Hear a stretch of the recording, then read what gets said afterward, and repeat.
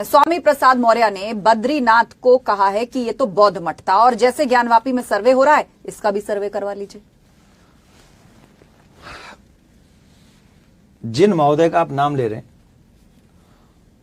अब मुझे उनके विषय में ऐसा समझ में आ रहा है, पहले तो मैं ऐसा नहीं मानता था। पहले तो मैंने उनको, जब उन्होंने रामायण का विरोध किया था, मैंने उनसे 7 दिन मांगे रामायण से बात करने के। भाई अगर आपके मन में कोई डाउट है, आप रामायण के विषय में डाउट करते हो तो आप मुझे टाइम दे दो, मैं कथावाचक हूं, मैं थोड़ा सा उसको डीपली आपको समझाऊंगा। नहीं समझे तो आप वही करना जो आप कर रहे हैं। पर उन्होंने मेरे रहते हुए 7 दिन और खुद के रहते हुए लखनऊ में 7 दिन में से एक भी दिन नहीं दिया।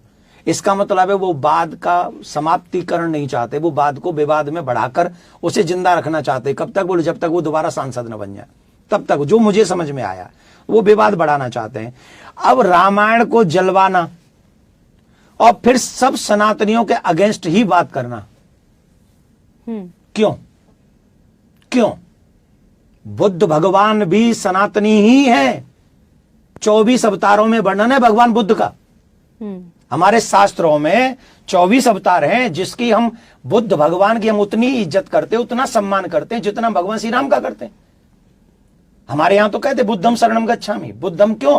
बोले बुद्ध भगवान वो हैं जो सभी को जीवन जीने को शांतिप्रद तरीके से, चींटी भी नहीं मरनी चाहिए उस तरीके से। बुद्ध भगवान किसी को गाली नहीं देते। बौद्ध मठ को तोड़कर वहां पर मंदिर बना बद्रीनाथ का, इस पर आप क्या कहेंगे? शास्त्रों में इस बात का प्रमाण है कि यहां पर नर नारायण भगवान ने तपस्या की है। कहां? बद्री विशाल में।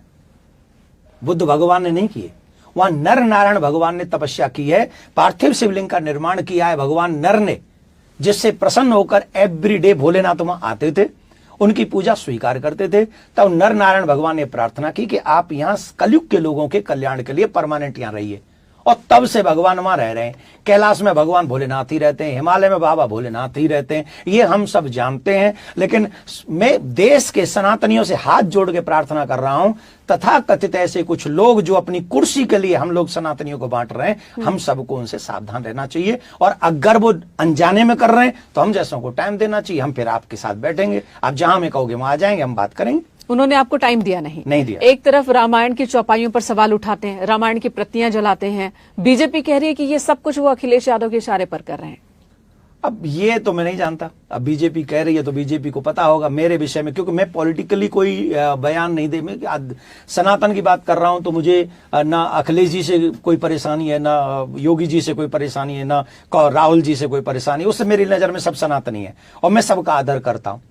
लेकिन कोई रामायण जलाएगा तो मैं उसकी प्रशंसा तो नहीं कर सकता। रामायण मत जलाओ, हमारे सनातन पे उंगली मत उठाओ। कभी न कभी क्यों, ऑलवेज हम लोगों ने भगवान को पूजा है ना, धर्म को पूजा है ना, रामकृष्ण को पूजा है, शिव को पूजा है ना। तो उन्हीं की रामायण जला के हम लोग बड़े बन जाएंगे क्या? मैं अगर कह दूं करके हिम्मत है तो दूसरे धर्म की चीजों को जला के दिखा दो। जलाना बहुत दूर की बात है, हाथ लगा के दिखा दो। है हिम्मत? क्या नहीं है। रामायण जला देंगे। क्यों जला देंगे? क्योंकि पता है कि ये हिंदू हैं, कुछ कहेंगे नहीं। हम रामायण जलने के बाद भी कह रहे हैं हमें टाइम दे दो, हमें टाइम दे दो। यही नहीं हुई हमारी सहनशीलता।